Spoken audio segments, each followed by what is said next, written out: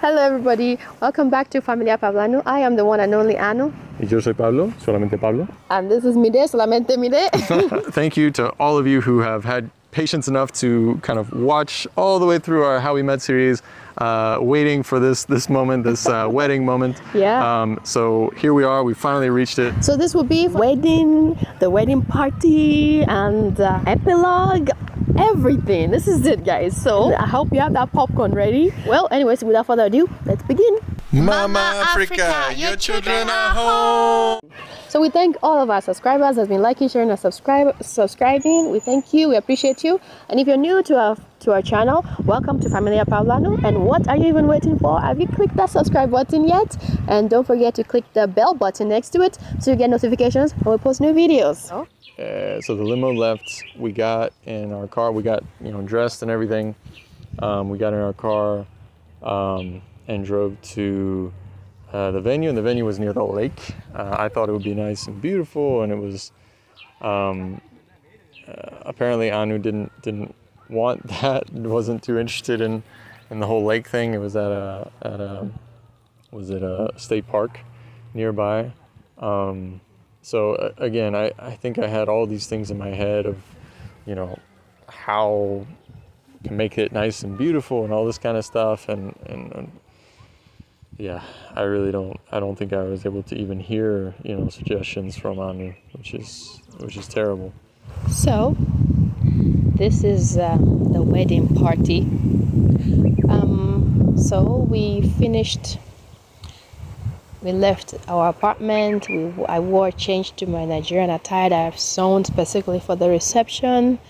And Pablo, looking so goofy in his khaki pants and a button-down shirt. And now that I look back, I was like, I wasn't even wearing like Yoruba attire or anything. It would have been really awesome. But again, like I said before, I just went along with things that my dad said, and because again, when you hear stuff that's from God through someone, right, then you start seeing whatever that person says as God, especially if that's your father or an adult that you're close to from a young age, and so, or family, whatever, it starts to kind of sink in, like where you just respect so much more what they say as if it's like godly, and so I was like, oh, okay, yeah, whatever he said about, it's, she's coming into your culture, you're not going to her culture, she's coming to your culture. So yeah, she's wearing her Yoruba attire, but it'd be weird for you to do that, blah, blah, blah. So I was like, okay.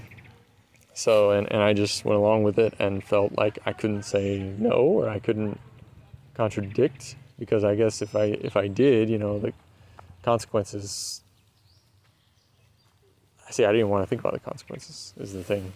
But anyways, there was just this, I just had a fear of my dad, basically. Yeah, saying looking so goofy because we've already talked about wearing Nigerian attire.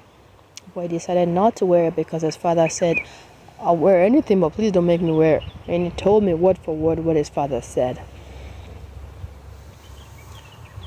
I was so upset because it looked so... It was the celebrant. We were both the celebrant. We should be dressed. Everyone else can be wearing in their shorts and be relaxed attire, but it was us who's celebrating. We should be wearing, the celebrant's clothes. But he decided to wear that. But anyways, so we went to the venue, and it was a little ways away, but we got there. Again, kind of a mess, but it was okay. People had told me, some family members had told me, yeah, absolutely, we're bringing, speakers, for music and everything. Yeah, we'll bring speakers, don't worry, Bluetooth speakers, we'll definitely be bringing those, because we didn't have a lot of money. I was pretty dang poor. We were both very poor at the time. So we didn't really have a lot of money for anything. So people kind of made some food. One thing we did is we got a big container of jollof rice. It wasn't my favorite. It wasn't the best jollof rice I'd ever had, but it was okay, So we had jollof rice, we had some other things as well. And so we put those together, and and then also some other people brought some food. I think some people might have made some dishes. I think, and then as for the cake, I think we ended up buying a cake. But anyway, so we had a couple of things out there. I think some of my brothers bought some beer, wine, things like that. Anyways, so they had kind of slowly setting up the venue. It was basically just we just reserved one of those, state park covered, what do you call those, like picnic table areas, basically. So yeah, people were there. Some of our friends, we invited a good bit of our friends as well, but some of the people we didn't invite, who were at the wedding, but we didn't invite there just because, again, thought that we would have too many people. And so we kind of limited it to, closer friends, family, that sort of thing. So anyway, so some people even, I forgot to mention this, even a friend of mine from Spain, from years and years ago,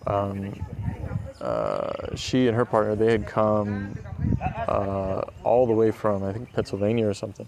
So they drove a bit of a ways as well. And yeah, it was good to see people and have them all there together.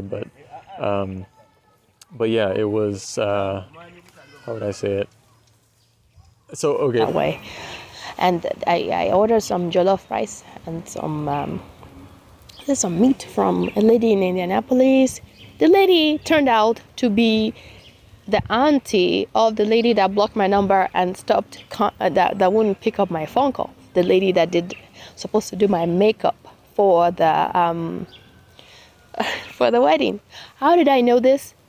When we finished eating the food later on, this is moving fast forwarding, I realized that the cooler was left there. So I was asking her, how do I get this cooler back to you?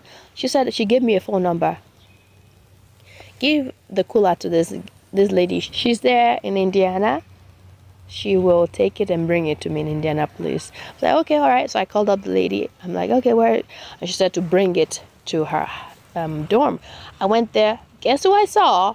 It was this lady that refused to pick my call. Like, wow, it's a small world. She was like, yeah, that was my auntie. I'm like, it is. Like, you didn't show up. You didn't pick up. I was like, oh, sorry, I was busy. I'm like, wow, what a wow.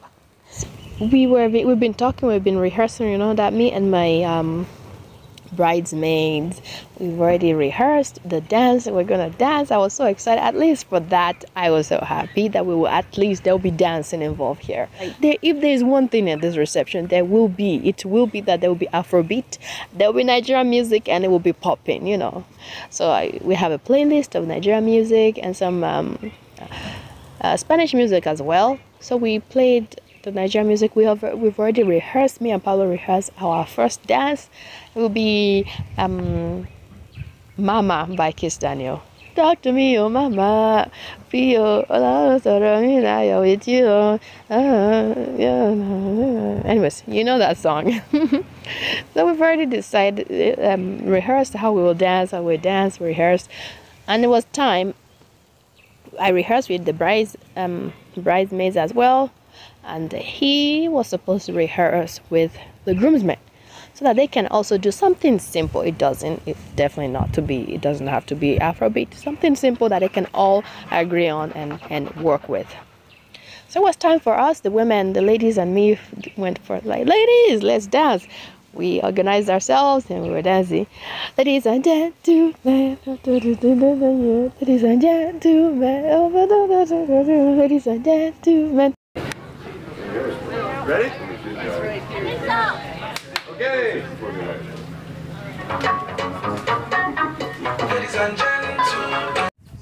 When it came to me and the groomsmen, I was like, there's no way I can get them to dance. But there was one thing that I remembered growing up. We watched, SNL, Saturday Night Live, and there was an old show where they were doing like this dance like that. It's like where you bounce the knee and do the head tilt or something, and it was like clubbing something, and they're wearing like zoot suits or whatever, or whatever you call those, and very 80s style. And I was like, that should be easy. We used to do that as kids. I mean, my older brothers, they used to joke around like dancing like that all the time. So I was like, it'll be something fun, nostalgic. We can do that. And they won't mind that, it won't make them feel too weird because they don't know how to dance, and I thought it'd be easy to do. And there was a song, oh God, what was the song? It was these Scottish guys in the 80s. It was like, I would walk 500 miles and I would walk 500 more just to be the man who walked 1,000 miles to fall down at your door, something like that. Anyways, it was super easy, lyrics and everything. I came across the song and I was like, that beat will work, and it's, chanting, it's not singing. So I was like, they can totally do that. I was like, they can grab their beer or whatever and do that. I don't know. So anyways, I thought it'd be easy. So I gave them these things, to do.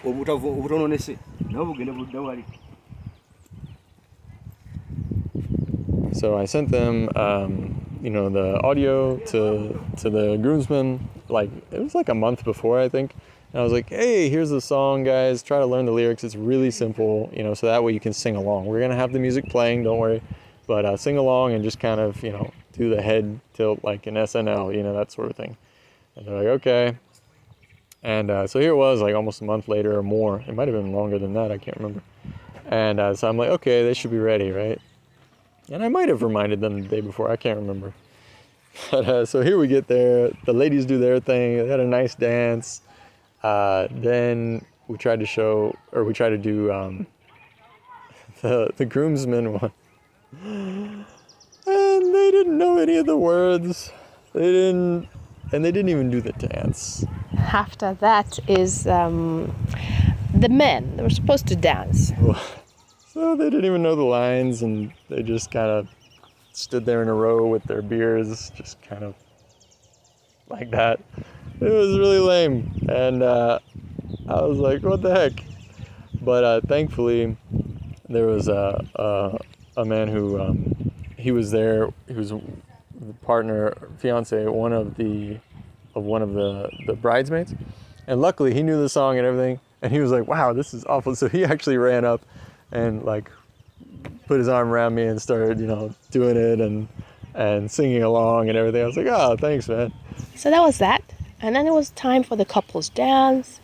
All of the couples who were there got together. We were dancing to Atlas, all my love is yeah, I think it was Pablo that picked the song. It says maybe his father would like that song. So they danced to it, and they all were doing their slow dancing. I'm like, okay. Wasn't my forte, but I was there too. We all danced. And that was that. But yeah, again, I don't blame my siblings or anything like that. I know they were under a lot of crap, and it had been for so many years. So like, yeah, I mean, you kind of lose a lot of feeling and a lot of sense of family, a lot of stuff you end up losing, unfortunately. So I mean, I don't blame them for it at all. But yeah, it's pretty lame. And then the dance. So we had a couple of dances. Anu and I went over like the playlist and everything. So we had this playlist, and then here somewhere in there, here we were doing these dances and stuff, and the music. Oh no! First off, oh yeah. So they had promised me that they had like speakers, right? That they were bringing. So some family of ours, they said, yeah, we're definitely bringing speakers. They didn't have speakers. So another moment of beautiful humanity was a group of, I think they were Cubans, I want to say.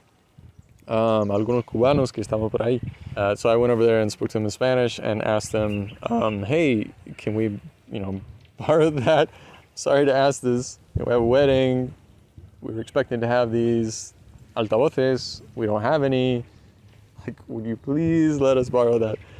So thankfully it was fully charged, I think. And so we were able to use that, and it had pretty good audio. I think it cut off once or twice. But anyways, so we ended up having music, thankfully. We danced and we ate. We went there and ate some jollof rice, and they all ate the jollof rice. They all liked it. After that is the cutting of the cake. I think I cut the cake and I fed Paolo a chunk of the cake. Then we signed the wedding paper, wedding certificate. His father was of course, the pastor, the witness, and then he signed.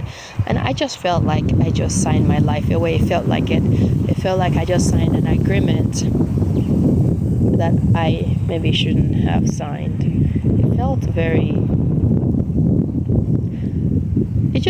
It felt like a transaction, if you ask me. It felt like a transaction, because then after that we were like, okay, you guys keep partying, enjoying. We are off. We said goodbye to them all. We are off to honeymoon.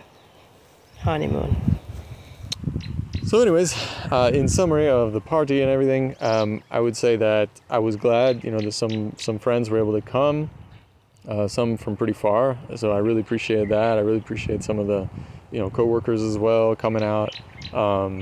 It was, but it was a really rough time for Anu, and a really weird time for me. And just, yeah, after that, I just wanted to get out, I just wanted to go. I just wanted to get, go with Anu and just leave everything. And it felt like sort of like a new start, but I still felt like something was kind of, like didn't quite let go. Like there was still something attached, sort of. So we left for Indianapolis. We have already packed our things. We left and we went for 2-3 days, I think. No, maybe 2 days, because the third day is when it would have to leave to go to Spain. And we've already talked about, wait, maybe I should go with you. It's like, what would you be doing there? And again, I mean, people will speak English there, but again, my Spanish wasn't that great. But again, I'll figure it out. But it's like, but we don't have money for you to go. Like, oh, that could be my honeymoon. But again, there was a lot of back and forth, and there's already always a reason why I couldn't go, because he would be working all of the time, and I wouldn't be going along with him on the journey, because he's going to take all this secondary school student to high school student on an immersion program there. So they'll be all going to all those places, and I would just have to stay somewhere, at the apartment, or do what? What would I be doing? Anyway, I said, you know what? I'll stay and I'll work. I had a job at a doctor's office, I'll stay there, work. And his sister, is there. She could stay there too, so she stayed with his sister, stayed with me. And so anyway, I will have to do another one. I will do another one where I give you a little summary about what happened after on our years of marriage. And anyway, there will be an epilogue to this story, so you just stick around. There's more. So we hope you've enjoyed, or at least experienced, this most latest episode. But we'll catch you in the next episode. Don't forget that popcorn, and as well as your friend, let them watch it with you as well. So we'll see you in the next episode. Until next time, we say, bye. Adios. Ciao.